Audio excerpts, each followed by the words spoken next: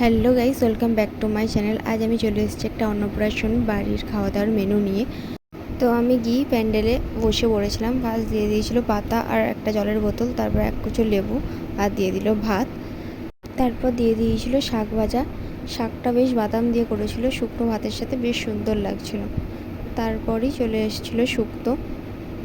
তো শুক্তো দিয়ে ভাত খেতে বেশ ভালোই লাগে। তারপর চলে এলো গরম গরম বেগনি ভাজা। তো বেগনিটা যেমন গরম ছিল তেমনি মচমচে ছিল, আমার তো খুব ভালো লেগেছে। তারপর চলে এসেছিলো ভেজ ডাল ভাত আর বেগনি গরম গরম।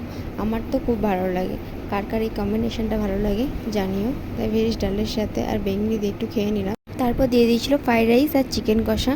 আমার তো এই কম্বিনেশনটা দারুণ লাগে।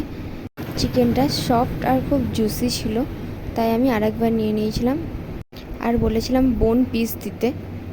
আর শেষ পাতে এসে গিয়েছিল আমের চাটনি।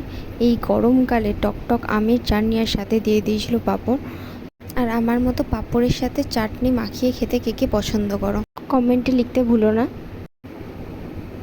তারপর এসে গিয়েছিল টক সাদা দই।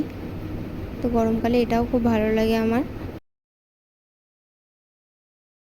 তারপর দিয়ে দিয়েছিল সন্দেশ আর রসগোল্লা। আর শেষে দিয়ে দিয়েছিল পাস।